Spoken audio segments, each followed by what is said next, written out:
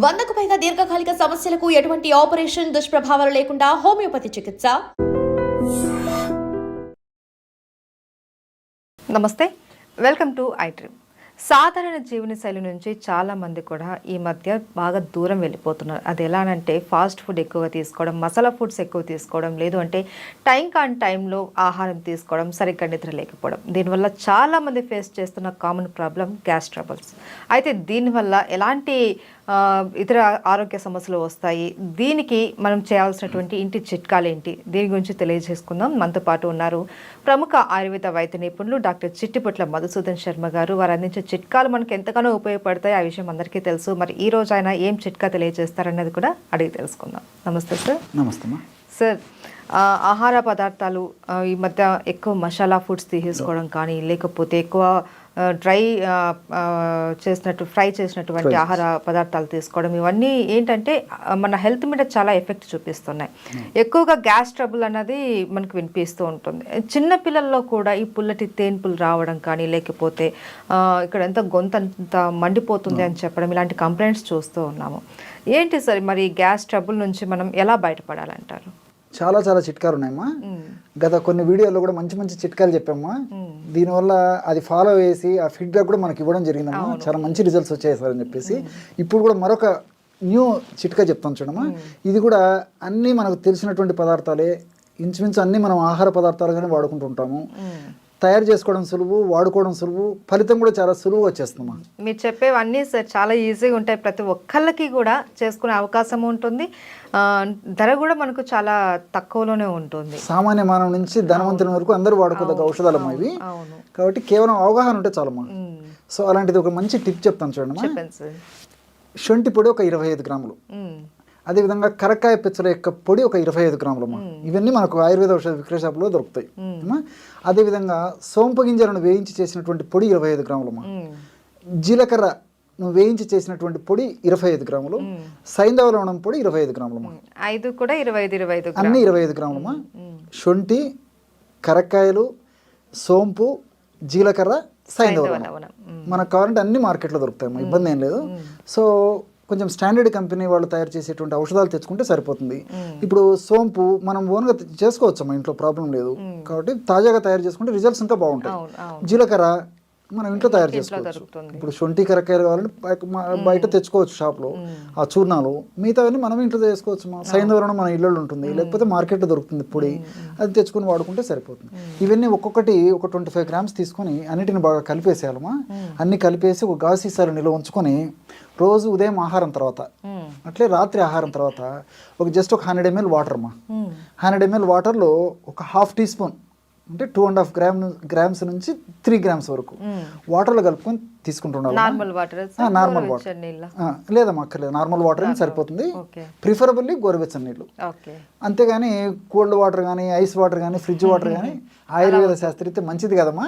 కాబట్టి నీరు అంటే నార్మల్ వాటర్ అన్నా మనం వాడుకోవాలి, గోరువెచ్చని నీళ్ళైనా వాడుకోవాలి, కాచి చల్లార్చిన నీళ్ళైనా వాడుకోవాలి. కానీ ఆ ఫ్రిడ్జ్, కోల్డ్ ఇలాంటివి మాత్రం మంచిది కదమ్మా.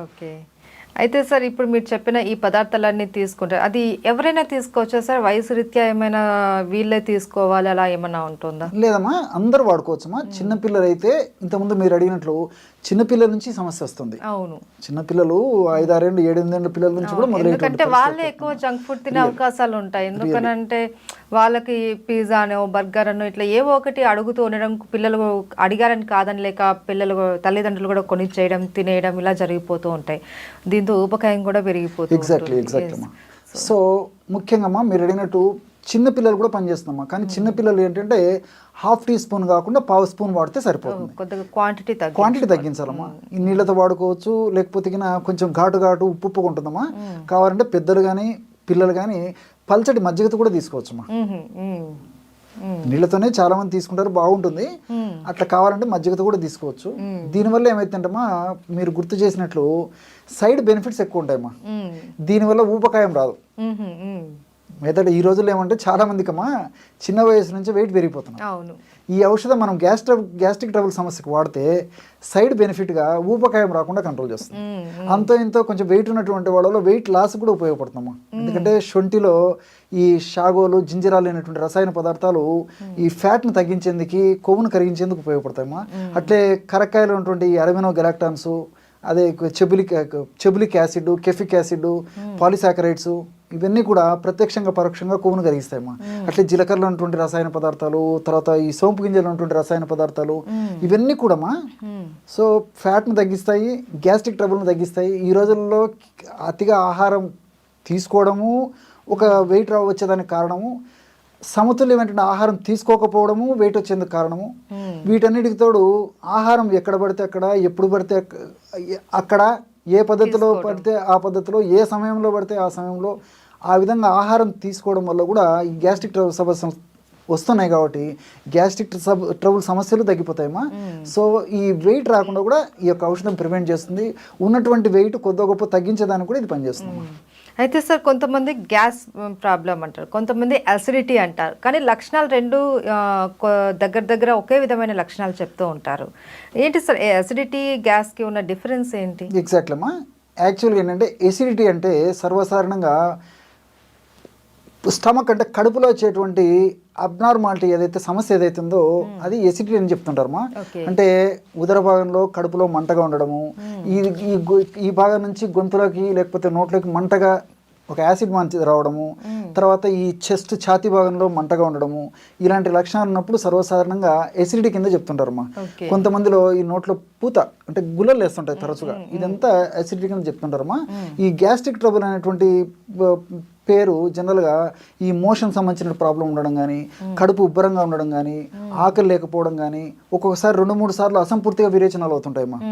విరేచనాలు అవుతుంటాయి కానీ లోపల ఏదో మిగిలిపోయినట్లు అనిపిస్తుంటుంది, మళ్ళీ అవుతుంటాయి. అలాంటి పరిస్థితి ఉండడం కానీ, లేకపోతే అయ్యేటువంటి విరేచనము స్మెల్ ఉండడం కానీ, ఇలాంటి లక్షణాలు గ్యాస్ రూపంలో పోతుంటుందమ్మా. ఇవన్నీ కూడా గ్యాస్ట్రిక్ ట్రబుల్ కింద చెప్తుంటారు. బట్ స్థూలంగా చెప్పుకునేది ఏమంటే గ్యాస్ట్రిక్ ట్రబుల్ అంటే ఈ అన్ని సమస్యలు కూడా స్థూలంగా చెప్పుకోవచ్చమ్మా. మీరు అడిగినట్లు ఎసిడిటీ ప్రాబ్లం ఉన్నా, లేకపోతే నేను చెప్పినట్లు ఈ గ్యాస్ట్రిక్ సమస్యలు చెప్పాను కదమ్మా, కడుపు ఈ పేగులకు సంబంధించి విరేచనం సరిగా కాకపోవడము, పొట్ట ఉబ్బరంగడము, ఇవన్నీ కూడా గ్యాస్ట్రిక్ ట్రబుల్ అనేటువంటి సమస్యకి స్థూలంగా ఇవన్నీ చెప్పుకోవచ్చమ్మా. గ్యాస్ట్రిక్ ట్రబుల్ సమస్య అంటే ఈ నోటి నుంచి గొంతు భాగం నుంచి అంటే ఈసోఫేగస్ అని చెప్పి అన్ననాళం ఉంటుందమ్మా, అన్ని నుంచి చిట్ట చివర పాయు స్థానం వరకు ఉన్న సమస్యలు ఏ ఉన్నా ఈ యొక్క భాగాల్లో వచ్చేటువంటి సమస్యలన్నింటిని కూడా గ్యాస్ట్రిక్ ట్రబుల్ సమస్య కింద చెప్పుకోవచ్చు. ఓకే, సో మనకు ఇప్పుడు అసిడిటీ ఉన్నా గ్యాస్ట్రిక్ ప్రాబ్లం ఉన్నా కూడా మీరు చెప్పిన చిట్కా ఏదైతే ఉందో రెండింటికి యూజ్ అవుతుంది, చాలా చక్కగా పనిచేస్తుందమ్మా. ఒకవేళ మంచి ప్రశ్న ఇది కూడా, ఒకవేళ అసిడిటీ సమస్య ఎక్కువ ఉన్నటువంటి వాళ్ళలో నీళ్లతో కాకుండా మజ్జిగతో వాడుకోవడం మంచిదమ్మా. ఓకే, అలా లేకపోతే నీళ్లతో వాడుకోవచ్చు. అసిడిటీ సమస్య ఎక్కువ ఉంటే మాత్రం నీళ్లతో కూడా పనిచేస్తుంది, మజ్జిగతో వాడితే ఇంకా ఫాస్ట్గా పనిచేస్తుంది. అనుపానం మార్చడం వల్ల దాని గుణం కూడా మారిపోతుంది కాబట్టి యాసిడ్ నేచర్ని తొందరగా తగ్గిస్తుంది. Thank you so much. నమస్తే. గ్యాస్ట్రిక్ సమస్యలతో ఇబ్బంది పడుతూ ఉన్నారు. తిన్న ఆహారం అరుక్క ఎంతో మంది ఇబ్బంది పడుతున్న పరిస్థితులు మనం రోజు చూస్తూనే ఉన్నాం, వింటూనే ఉన్నాం. అటువంటి వారి కోసం అసలు యోగాలో ఎటువంటి ఆసనాలు ఉన్నాయి, ఏ ఆసనం చేయడం వల్ల అరుగుదల సమస్య అనేది పూర్తిగా తగ్గుతుంది అనే అంశాల గురించి మనతో మాట్లాడేందుకు ప్రముఖ యోగా ఎక్స్పర్ట్ వసంతలక్ష్మి గారు ఉన్నారు. వసంతలక్ష్మి గారు నమస్తే అండి. నమస్తే అండి. మేడం, ఈ రోజుల్లో చాలా మందిలో చూసుకున్నట్లయితే గ్యాస్ట్రిక్ సమస్యలు వస్తున్నాయి. అసలు గ్యాస్ట్రిక్ సమస్యలు రావడానికి గల ప్రధాన కారణం ఏంటి? అందరికీ నమస్కారం. లైఫ్ స్టైల్ చేంజెస్ చాలా మారిపోయాయి.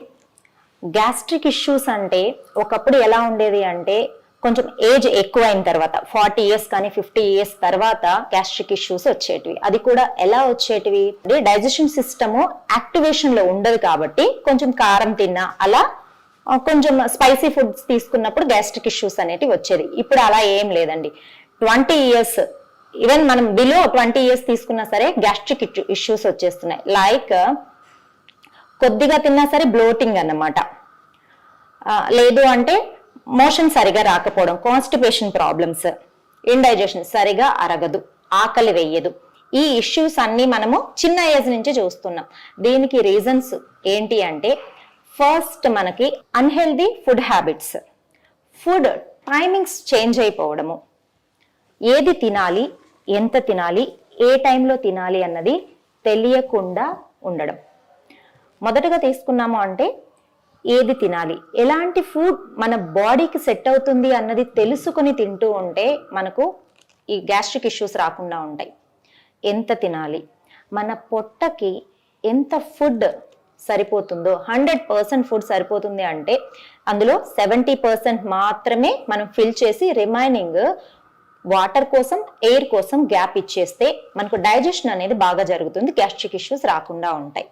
ఏ టైంలో తినాలి, టైమింగ్స్ అన్నది మనం సూర్యుడు ఉన్నప్పుడు చక్కగా తినాలి. దీనికి శాస్త్రంలో చెప్తారు, సూర్యుడు ఉదయించే సమయానికి రాజులాగా తినాలి అంటారు. సూర్యుడు అస్తమిస్తున్న సమయానికి జస్ట్ లైక్ ఏ బెగ్గర్, భిక్షగాడిలాగా తినాలి అంటారు. అంటే సూర్యుడు ఉన్న టైంలో మనకు డైజెషన్ పవర్ చాలా బాగా ఉంటుంది. ఎర్లీగా తినాలి. ఎర్లీ ఇన్ ద మార్నింగ్ కొంచెం బాగా ఎక్కువ ఫుడ్ తీసుకోవచ్చు, ఆఫ్టర్నూన్ యావరేజ్గా తీసుకోవాలి. ఈవినింగ్ టైం, నైట్ టైం వచ్చేసేటప్పటికి చాలా తక్కువ ఫుడ్ తీసుకోవాలి. ఇలా కనుక చేస్తూ ఉంటే, టైమింగ్స్ కనుక మెయింటైన్ చేస్తూ ఉంటే మనకు గ్యాస్ట్రిక్ ఇష్యూస్ రావు. ఏ వేళల్లో ఆహారాన్ని తీసుకోవాలో చెప్తున్నారు, కానీ ఎటువంటి ఫుడ్ని తీసుకోవాలనేది మా ప్రేక్షకుల కోసం ఇది. ఎస్ అండి, ఖచ్చితంగా.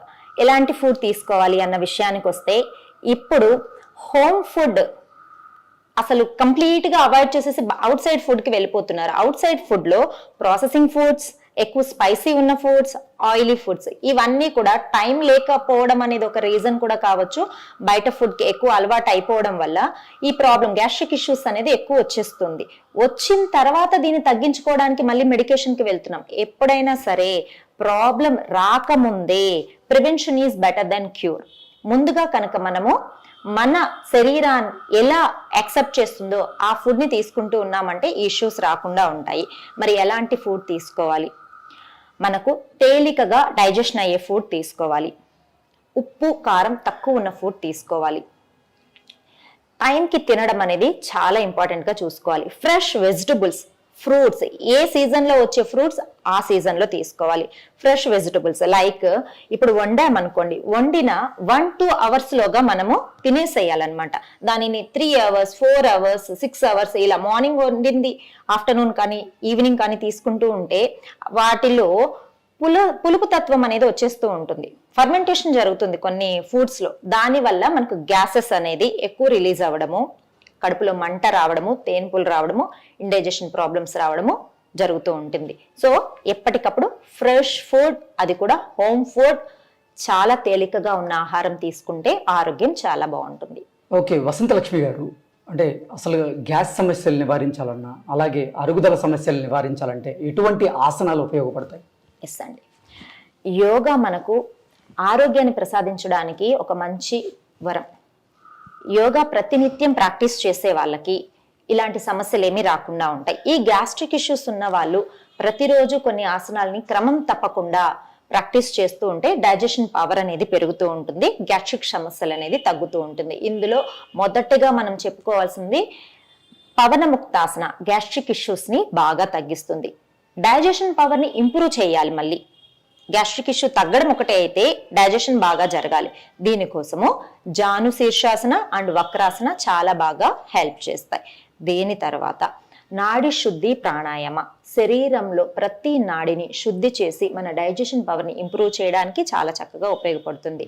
తరువాత భోజనం చేసేటప్పుడు ఏ ఆసనాలో కూర్చోవాలి, చేసిన తర్వాత ఎలాంటి ఆసనాలో కూర్చోవాలి, తరువాత వేయవలసిన ముద్ర ఏంటి అన్నది కూడా తెలుసుకుందాం.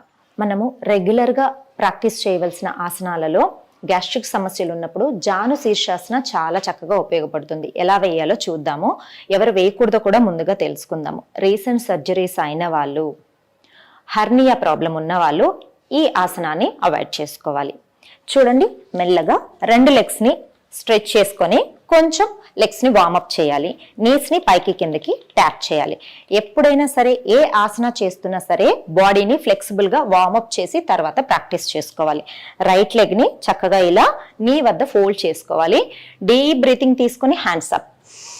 డీప్ బ్రీతింగ్ ఎంత వీలైతే అంత చక్కగా లంగ్స్ని ఫిల్ చేసి స్లోగా ఎక్సేల్ చేస్తూ ముందుకు వెళ్ళాలి. వీలైతే టోస్ని కానీ మన పాదాన్ని కానీ పట్టుకొని హెడ్ ని డౌన్ చేసుకోవాలి. ఇది జాను శిరాసన అంటారు. జాను అంటే నీ, శిర అంటే హెడ్, రెండింటిని టచ్ చేస్తాం కాబట్టి జాను శిరాసన అంటారు. ఇలా ఎంతసేపు ఉండగలిగితే అంతసేపు చక్కగా ఈ ఆసనాలో ఉండాలి. డీప్ బ్రీతింగ్స్ తోటి మెయింటైన్ చేస్తూ మనకు ఎక్కడెక్కడ స్ట్రెచెస్ వస్తున్నాయి, అబ్డోమెన్ లో చక్కగా స్ట్రెచెస్ వస్తూ ఉంటుంది. డైజెషన్ పవర్ ఇంప్రూవ్ అవ్వడానికి ఈ ఆసనాలో మనం ఎంతసేపు ఉండగలిగితే మినిమం 10 సెకండ్స్ నుంచి 20 సెకండ్స్ వరకు ఉండాలి. డీప్ బ్రీతింగ్ తీసుకుంటూ మెల్లగా హ్యాండ్స్ పైకి లిఫ్ట్ చేసి స్లోగా డౌన్ చేసుకోవాలి. 10 సెకండ్స్ నుంచి 20 సెకండ్స్, 2 టైమ్స్ నుంచి 4 టైమ్స్ వరకు రిపీట్ చేస్తూ ఉండాలి. లెగ్ ని చేంజ్ చేసి లెఫ్ట్ లెగ్ ని ఫోల్డ్ చేసుకుని రైట్ సైడ్ కూడా ఇలానే ప్రాక్టీస్ చేయాలి. Deep breathing, breath out. చక్కగా నీని హెడ్ కి టచ్ చేసి ఎంత వీలైతే అంత ముందుకి అప్పర్ బాడీని స్ట్రెచ్ చేస్తూ ఉంటాము. రిలాక్సింగ్ గా డీప్ బ్రీతింగ్స్ తీసుకుంటూ మన పొట్టలో జరుగుతున్న చర్యలను గమనిస్తూ ఉండాలి. Deep inhalation, exhale slowly. ఇలా చక్కగా 2 సైడ్స్ ప్రాక్టీస్ చేసిన తర్వాత కాళ్ళ మధ్యలో కొంచెం గ్యాప్ ఉంచుకొని రిలాక్సింగ్ గా స్థితిల దండాసనాలో ఇలా రిలాక్స్ అవ్వాలి. Then slowly come to center స్థితి. ఇప్పుడు మనం చేసిన జాను శీర్షాసన ప్రాక్టీస్ వల్ల డైజెషన్ పవర్ అనేది చక్కగా పెరుగుతుంది. నెక్స్ట్ రైట్ లెగ్ ని ఇలా ఫోల్డ్ చేసుకుంటాం. నెక్స్ట్ మనకి పొట్టలో ఉన్న గ్యాస్ట్రిక్ సమస్య తగ్గడం కోసము వక్రాసన చక్కగా హెల్ప్ చేస్తుంది. రైట్ లెగ్ ని ఫోల్డ్ చేసుకుని రైట్ హ్యాండ్ ని చక్కగా ఇలా సైడ్ కి తీసుకుంటాం. లెఫ్ట్ హ్యాండ్ ని డీప్ బ్రీతింగ్ తోటి పైకి తీసుకొని లెఫ్ట్ ఎల్బోని రైట్ నీ మీద నుంచి పైకి స్ట్రెచ్ చేసి చూడండి, రైట్ టోస్ ని లెఫ్ట్ హ్యాండ్ తో పట్టుకోవాలి. అప్పర్ బాడీ కంప్లీట్ గా రైట్ సైడ్ కి తిరగాలి. రిలాక్సింగ్ గా కళ్ళు మూసుకొని ఈ ఆసనా స్థితిలో 10 సెకండ్ల నుంచి 20 సెకండ్ల వరకు ఉండాలి. చాలా సింపుల్ గా ఉంటుంది. గ్యాస్ట్రిక్ సమస్యలు ఉన్న వాళ్ళకి మనకు ప్రాక్టీస్ చేస్తున్నప్పుడే ఆ డిఫరెన్స్ అనేది తెలుస్తూ ఉంటుంది అన్నమాట. స్లోలీ రిలీజ్, మెల్లగా. తర్వాత లెఫ్ట్ సైడ్ కూడా లెఫ్ట్ లెగ్ ని ఫోల్డ్ చేసుకుందాం. Left hand back, right hand up, twist. Deep breathing, right hand up, slowly down, release. Legs ని కంఫర్టబుల్ గా స్ట్రెచ్ చేసుకొని మరలా స్థితిల దండాసనాలో రిలాక్స్ అవ్వాలి. Slowly centre. ఈ వక్రాసనాన్ని కూడా 2 నుంచి 4 సార్లు ప్రాక్టీస్ చేసుకోవాలి. తర్వాత గ్యాస్ట్రిక్ సమస్యల్ని కంప్లీట్గా మనకి అవాయిడ్ చేయడం కోసము, మన డైజెషన్ సిస్టమ్ని ఇంప్రూవ్ చేయడం కోసము పవన ముక్తాసన చాలా చక్కగా ఉపయోగపడుతుంది. ఇది శవాసన స్థితిలో ప్రాక్టీస్ చేస్తాం.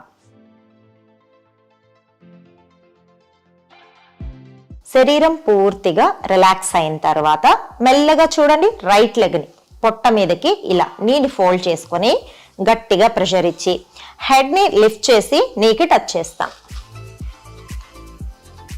రిలాక్స్ చేస్తూ డౌన్ చేస్తాం. తర్వాత లెఫ్ట్ సైడ్ పొట్ట మీదకి ప్రెషర్ ఇచ్చి మెల్లగా హెడ్ని పైకి లిఫ్ట్ చేయండి.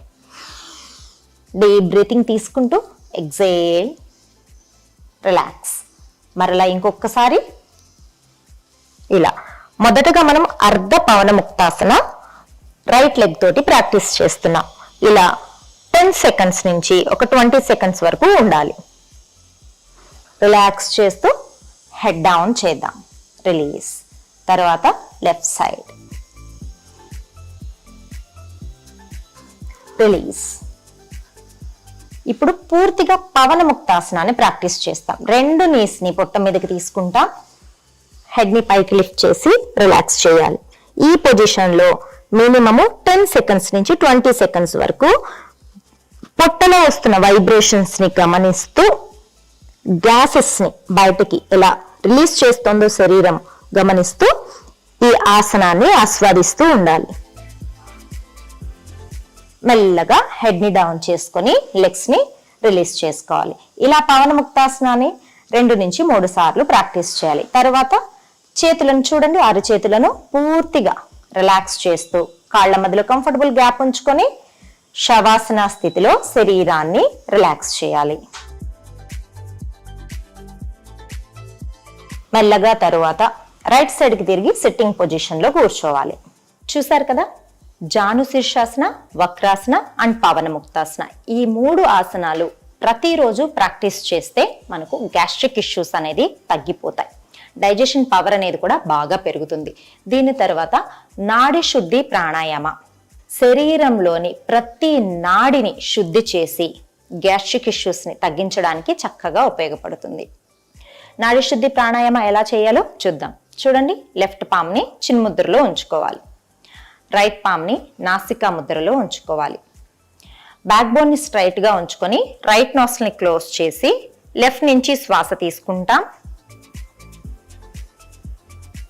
లెఫ్ట్ నాస్ట్రిల్ని క్లోజ్ చేసి రైట్ నుంచి శ్వాసని విడిచిపెడతాం. మరలా రైట్ నుంచి శ్వాసను తీసుకుంటాం, లెఫ్ట్ నుంచి శ్వాసని విడిచిపెడతాం. ఇలా కొన్ని రౌండ్స్ ప్రాక్టీస్ చేయాలి. Left breath in, right breath out, right breath in, left breath out, left breath in, right breath out, right breath in, left breath out. Release and relax. ఇలా నాడి శుద్ధి ప్రాణాయామాన్ని మినిమము 6 రౌండ్స్ నుంచి 12 rounds వరకు practice చేయాలి. తరువాత భోజనం చేసేటప్పుడు ఇలా చక్కగా సుఖాసనలో కింద కూర్చొని మన పంచభూతాలు అరిచేతిలో నిక్షిప్తమై ఉంటాయి. ఈ పంచభూత తత్వాలని ఒకటిగా చేస్తూ ఇలా కలుపుతూ భోజనం చేయాలి. ఇది మాత్రం ఖచ్చితంగా ఇలానే చేయాలి. భోజనం ఇలా కనుక చేయగలిగితే మనకు అసలు డైజెషన్ ఇష్యూసే రాకుండా ఉంటాయి. మన చేతిలో భోజనం ఇలా తగలంగానే మన నాడీ వ్యవస్థ మెదడుకి సంకేతాలను పంపిస్తుంది. ఇప్పుడు భోజనము మనకి ఇస్తున్నారు, మనము భోజనం చక్కగా అరగడానికి జ్యూసెస్ని రిలీజ్ చేయాలి అని చెప్పి. అప్పుడు చక్కగా మనకు డైజెషన్ ఇష్యూస్ రాకుండా ఉంటాయి, అరుగుదల అనేది పెరుగుతుంది. కింద కూర్చొని భోంచేయడం వల్ల డైజెషన్ ఇష్యూస్ తగ్గిపోతాయి. తర్వాత భోజనం చేసిన తర్వాత ఇలా చక్కగా వజ్రాసనాల్లో కూర్చోవాలి. 2 మోకాళ్ళను మడుచుకొని. మోకాళ్ళ నొప్పులు ఉన్న వాళ్ళైతే మోకాళ్ళ కింద మెత్తగా బెడ్షీట్ కానీ టవల్ కానీ లేదు అంటే పిల్లో కానీ ఉంచుకొని కూర్చోవచ్చు. భోజనం చేసిన వెంటనే ఇలా వజ్రాసనాల్లో కూర్చొని అపాన ముద్ర, ఇలా అపాన ముద్రను కనుక 5 నుంచి 10 నిమిషాలు ఉంచగలిగితే కంప్లీట్గా గ్యాస్ట్రిక్ ఇష్యూస్ కావచ్చు, డైజెషన్ ఇష్యూస్ కావచ్చు, తగ్గిపోతాయి. గ్యాస్ట్రిక్ సమస్యలను నివారించడానికి అలాగే ఏ ఏ సమయాల్లో ఎటువంటి ఆహారాన్ని తీసుకోవాలి అని మా కోసం చాలా చక్కగా వివరించారు. ధన్యవాదాలు. నమస్తే. Sir, one life lesson what medicine has taught you. Whatever you can do without expecting. But I really believe మన పాజిటివ్ యాటిట్యూడ్ ఉంటేనే మనం ఏదైనా సాధించగలం. గట్ని మనం కరెక్ట్గా డీల్ చేసినట్లయితే అది మనకి పాజిటివ్ హార్మోన్స్ని రిలీజ్ చేస్తుంది. షుగర్ వచ్చిన వాళ్ళ పరిస్థితి ఏంటి? పొట్ట దగ్గర పెరిగితే దాన్ని ఆండ్రాయిడ్ అంటారు, ఆండ్రాయిడ్ ఫోన్ కదా. అసలు థాట్స్ ఎందుకు వస్తాయి? బ్రెయిన్ డెడ్ అంటే దానికి ప్రపంచం అంతా కూడా కొన్ని నిర్దిష్టమైనటువంటి లక్షణాలు ఉంటాయి. మానసికంగా ధైర్యంగా ఉంటే క్యాన్సర్ జయించవచ్చు. You are a doctor for a cause sir, అంతే. వాళ్ళకి వచ్చిన ఆదాయం కాకుండా ఫ్రీ సర్వీస్ ఎంతమందికో చేస్తారు.